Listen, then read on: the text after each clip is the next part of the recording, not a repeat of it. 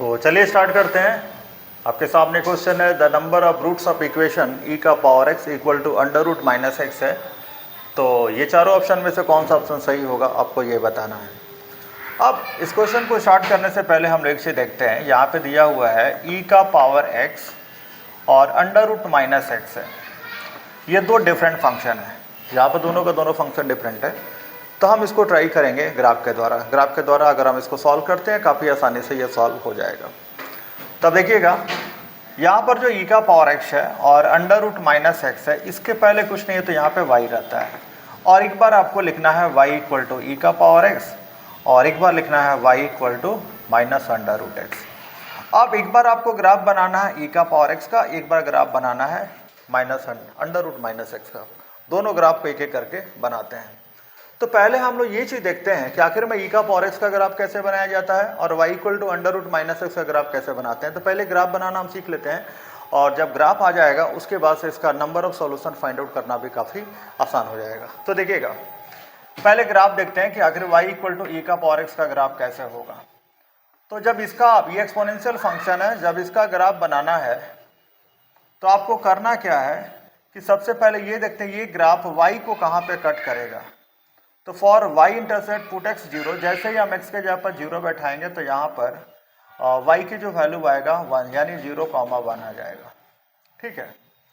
और जब हम इनफाइनाइट लेंगे तो इनफाइनाइट पर e का पावर इनफाइनाइट का वैल्यू इनफाइनाइट हो जाएगा।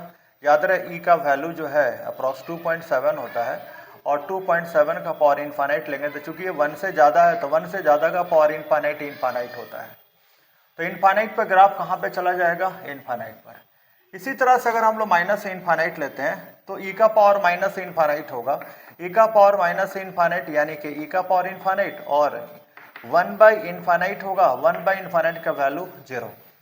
तो एग्जैक्ट 0 नहीं होगा, ये अप्रॉक्स 0 होगा। तो हम एक काम करते हैं, यहाँ एक पॉइंट मेरा यहाँ मिला, एक पॉइंट यहाँ मिला और एक पॉइंट यहाँ मिल रहा है। अब तीनों पॉइंट को हम ऐसे ज्वाइन कर देते हैं। तो इस तरह से हमारा ग्राफ बन जाएगा ई का पावर एक्स का। ठीक है। अब आप ये कहेंगे कि सर ये बताइए कि ग्राफ ऐसे ही क्यों गया। हम ग्राफ को और दूसरे तरीके से ही बना सकते हैं। ग्राफ ऐसे ऊपर से लेकर जाते हैं फिर ऐसे घुमा देते हैं। ठीक है। लेकिन आप ग्राफ को ऐसे बना रहे हैं, इसका पीछे क्या रीजन है।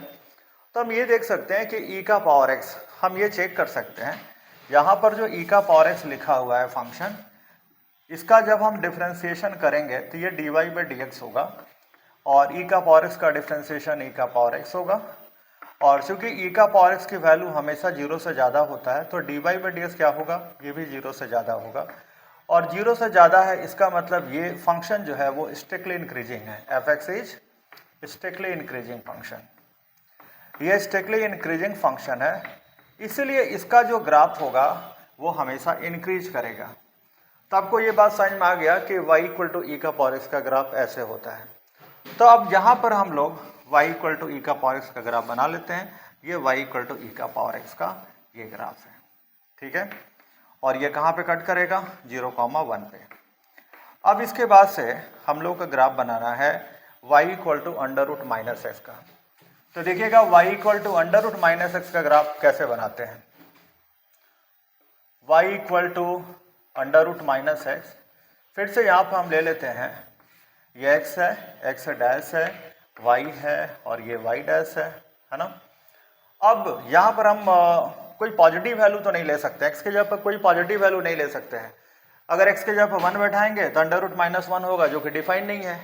अगर x के प्लेस पर हम 2 बैठाएंगे तो अंडर रूट माइनस 2 होगा, ये भी डिफाइंड नहीं है। मतलब ये हुआ कि x की पॉजिटिव वैल्यू तो यहाँ पर हम नहीं रख सकते हैं। मतलब ग्राफ इधर तो नहीं बनेगा, पॉजिटिव एक्स की तरफ ग्राफ नहीं बनेगा। ग्राफ किधर बनेगा, इस साइड बनेगा, नेगेटिव एक्स की तरफ ग्राफ बनेगा। तो 0 है, 0 पर फंक्शन की वैल्यू 0 होगा। अब हम डायरेक्ट क्या करते हैं, यहाँ पे माइनस इनफाइनाइट पुट करेंगे। तो जब अंडर रूट माइनस एक्स में माइनस इनफाइनाइट पुट करेंगे तो ये क्या होगा, इनफाइनाइट होगा। इनफाइनाइट का रूट क्या होगा, इनफाइनाइट होगा, यानी कि ग्राफ कहाँ पे चला जाएगा, प्लस इनफाइनाइट पर।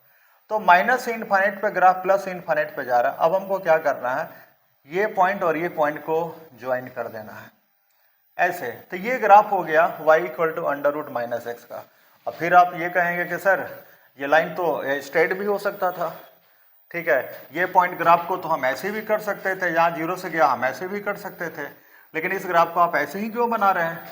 ठीक है, तो ग्राफ आपको बता दें कि ग्राफ इसका ऐसे ही बनेगा। इसके पीछे रीजन क्या है कि हमको चेक करना पड़ेगा कि ये ग्राफ इंक्रीज या डिक्रीज कर रहा, तो यहाँ पर भी हम लोग with the help of derivative ये पता कर सकते हैं। जब हम इसका डिफ्रेंसिएशन करेंगे तो 1/2 अंडर रूट माइनस एक्स होगा, और माइनस एक्स का डिफ्रेंसिएशन -1 होगा। dy by D x equal होगा -1/2 अंडर रूट माइनस एक्स। अब x की वैल्यू अगर हम लोग -∞ से 0 के बीच कोई भी वैल्यू ले लें, और जब हम यहाँ पे रखेंगे x के प्लेस पर, तो dy बाई डी एक्स का जो वैल्यू होगा वो हमेशा 0 से छोटा होगा। मतलब ये हुआ कि ये स्ट्रिक्टली डिक्रीजिंग फंक्शन है। ये कैसा फंक्शन है? स्ट्रिक्टली डिक्रीजिंग है, इसलिए इनफाइनाइट से 0 तक ये ग्राफ जो है वो डिक्रीज करेगा। तब आपको उम्मीद समझ में आ गया होगा कि ये ग्राफ किसका है, y इक्वल टू ई का पावर x का। अब हम direct under root minus x का ग्राफ बनाएंगे, तो ये ग्राफ ऐसा होगा। ये ग्राफ इसका हो गया y equal to under root x minus x का। अब दोनों ग्राफ एक दूसरे को कहाँ पे कट किया? एक पॉइंट पे कट किया, तो नंबर ऑफ सॉल्यूशन जो होगा इसका 1 होगा, नंबर ऑफ सॉल्यूशन 1 होगा। ऑप्शन मेरा दूसरा वाला सही है।